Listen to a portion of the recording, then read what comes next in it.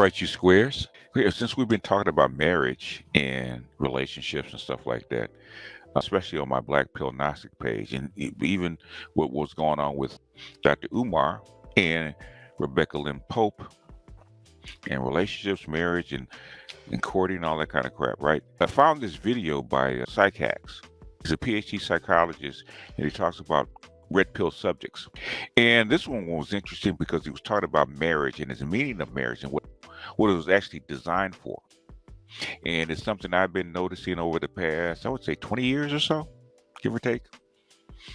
And a lot of my theories, especially when I go to a developing country, you notice this a lot about how they see marriage and how they see relationships. And a lot of what he says, a lot of what I've found out, I don't think he's been listening to me, but a lot of what I found out about marriage and relationships, he's actually saying in this particular video. A lot of what he says in this video is true. So I'm going to respond to this, react to this, and then give my little dissertation afterwards for a few minutes. But it's really important. It's really something to consider, especially with how people view marriage or how they train us to view marriage nowadays. So here we go. I'm Dr. Orion Taraban, and this is Psychax, Better Living Through Psychology. And the topic of today's short talk is why most marriages fail. So we know that the divorce rate is extremely high in the Western world. More than half of marriages end in divorce, which should be an absolutely terrifying statistic for any single man in the West. Now, the reasons behind this exorbitant divorce rate are widely debated and hotly contested. And there's a good deal of validity to a lot of these points, especially those that consider the perverse incentives for women who initiate the lion's share of divorces to end their marriages. That's very true. And I think they gave those incentives to women to actually get married in the first place. You'll go into it because the reasons to get married that when it was created 100,000 years ago really no longer apply. But he's going to get into that. However, I have a very simple explanation as to why most marriages fail that cuts to the heart of the issue. Here it is. The reason why most marriages fail is because marriage is inherently a very humble institution. Very true. Very true. People don't realize that. Marriage is not that complex.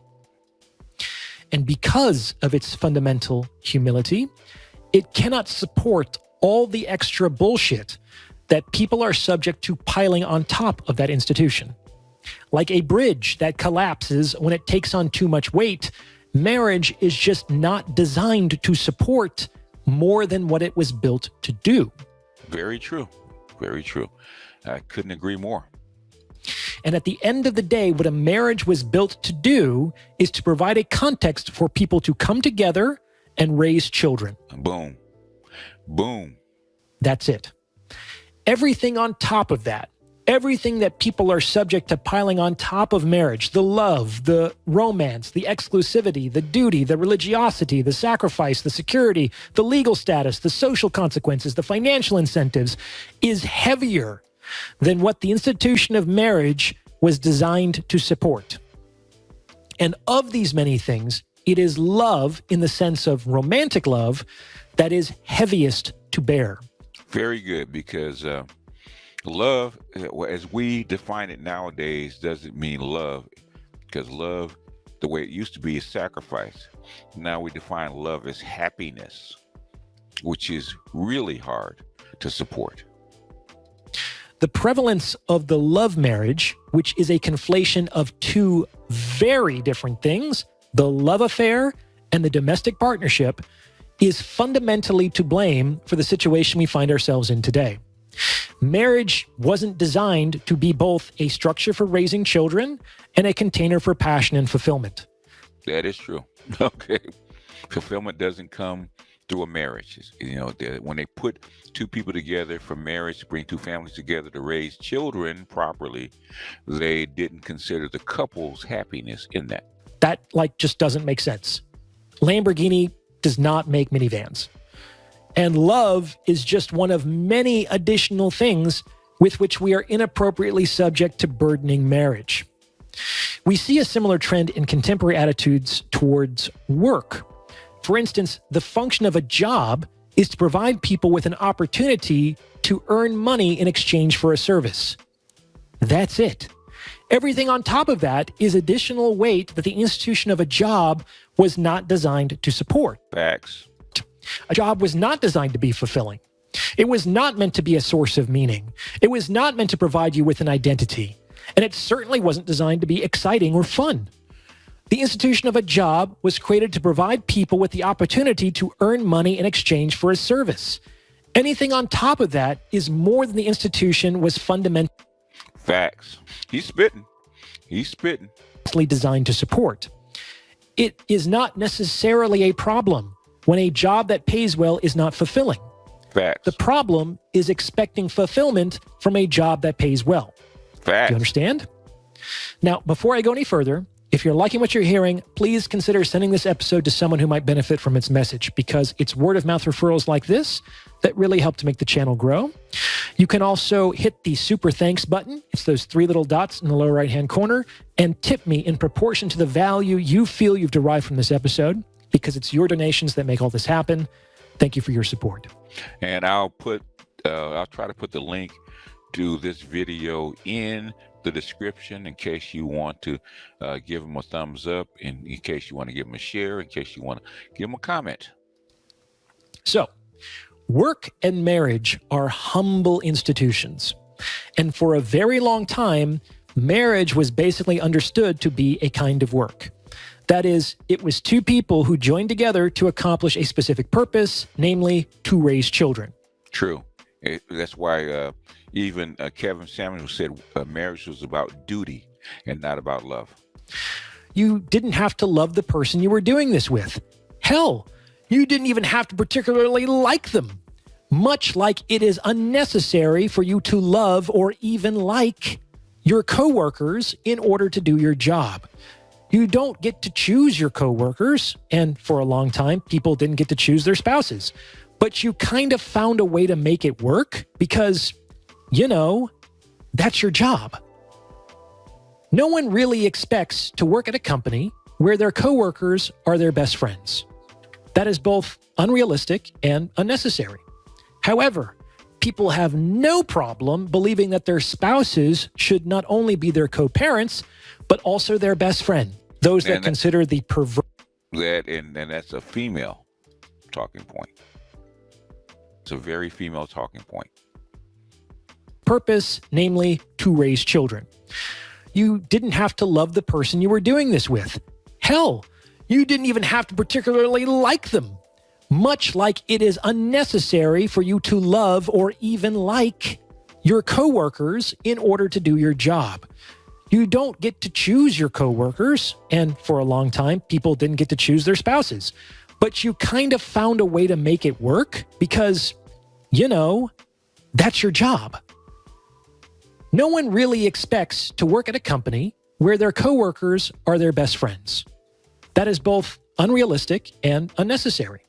However, people have no problem believing that their spouses should not only be their co-parents, but also their best friends, and their passionate lovers, and their coaches, and their cheerleaders, and their drinking buddies, and their therapists, and their biggest fans, and their social trophies, etc., etc., etc.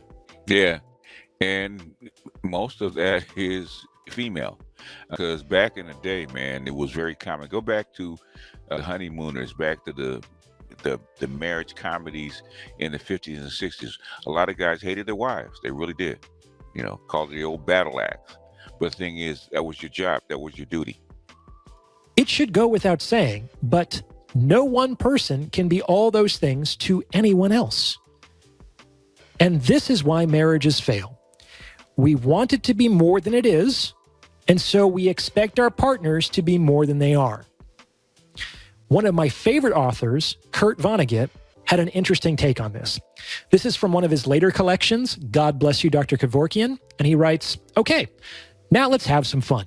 Let's talk about sex. Let's talk about women. Freud said that he didn't know what women wanted. I know what women want. They want a whole lot of people to talk to.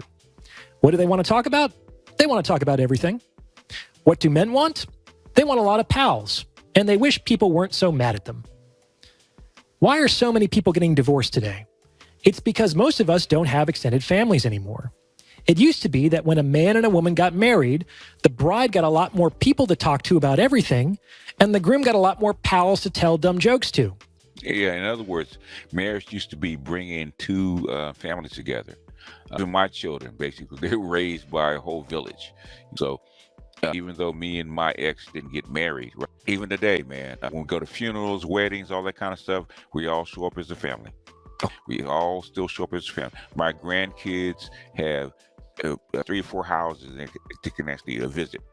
We all still grow up as a family. My brother just took all his nephews to amusement park. My sister still drives my grandson to his recitals and stuff like that. So they inherited a whole family.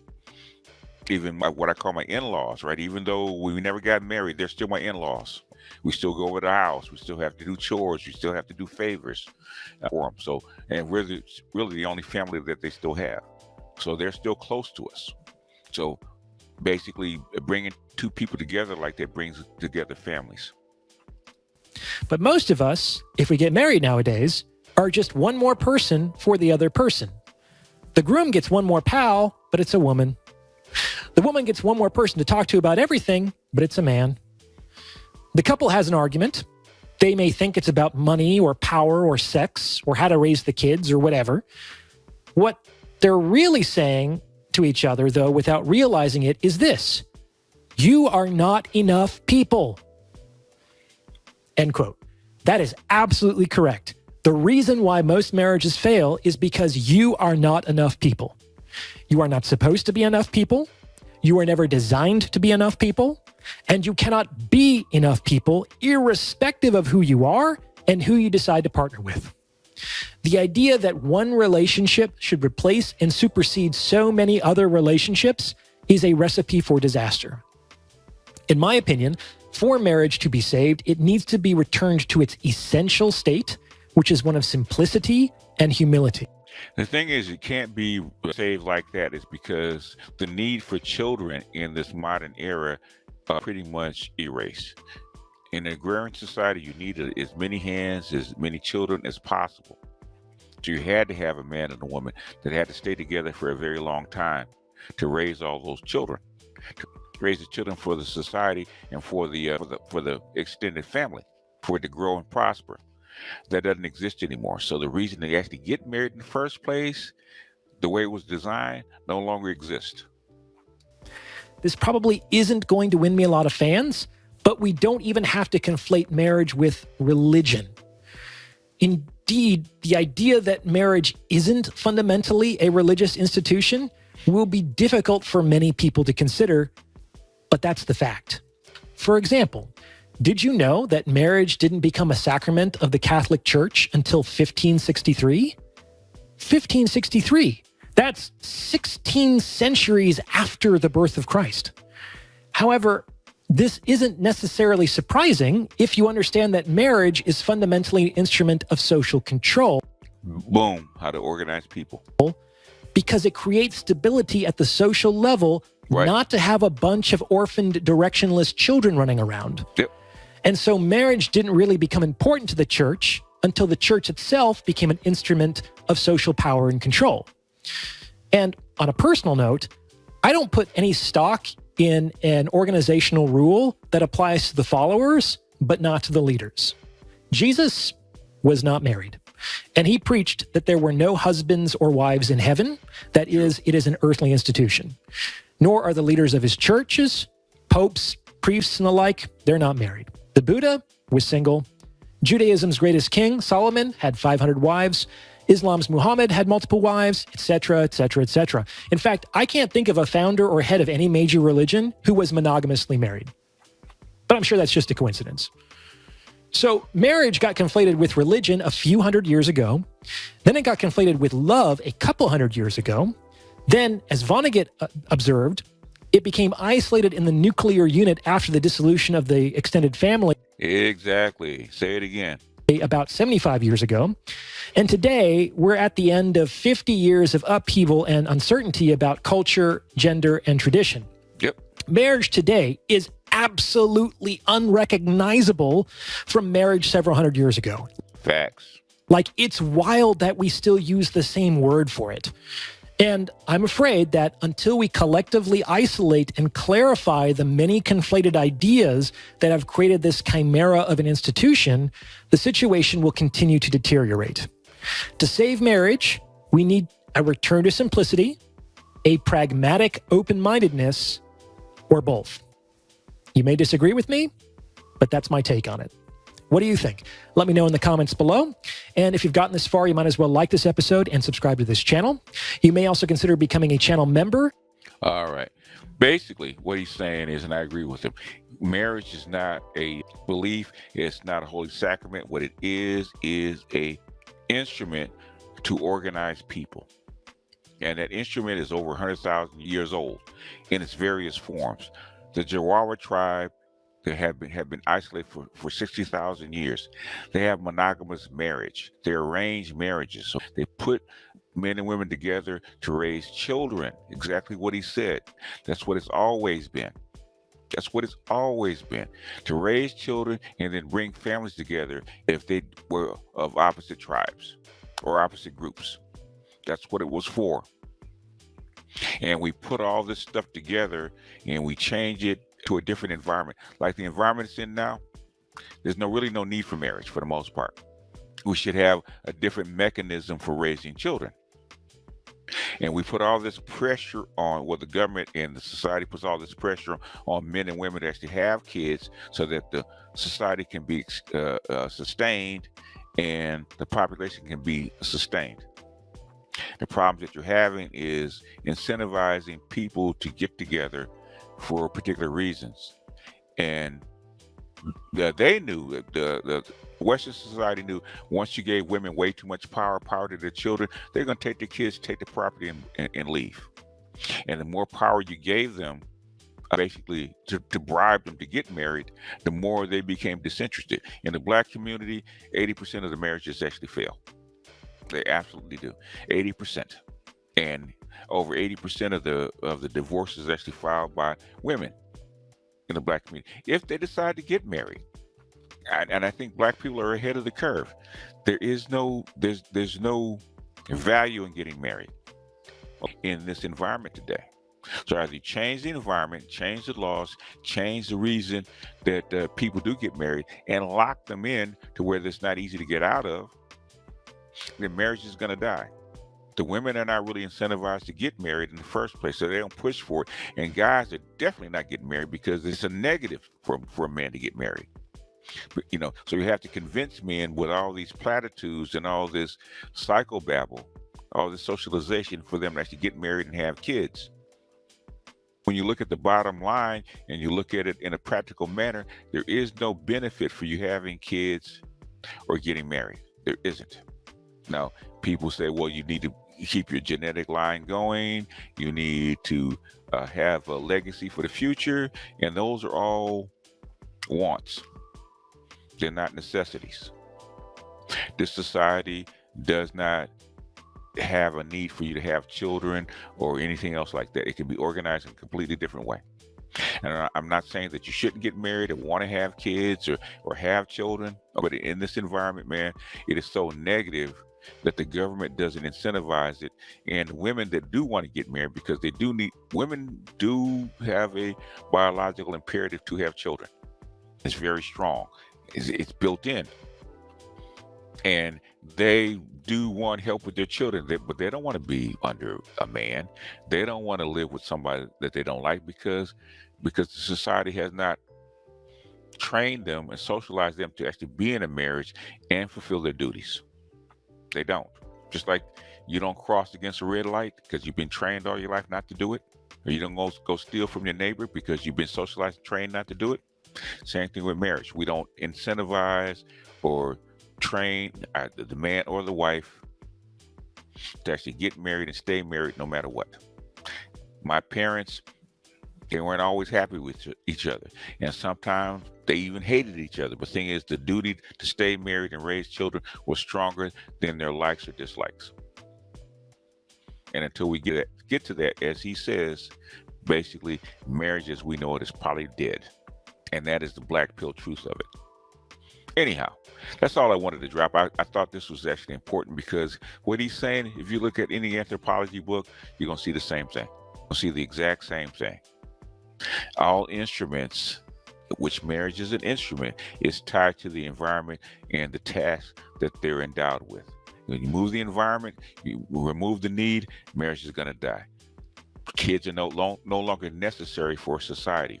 And when you have automation and mechanization and machines, right?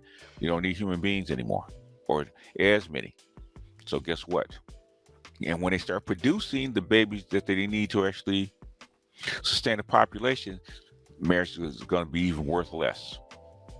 But that's all we got for this one. This is BGS out, and I will see you guys on the next one. Peace.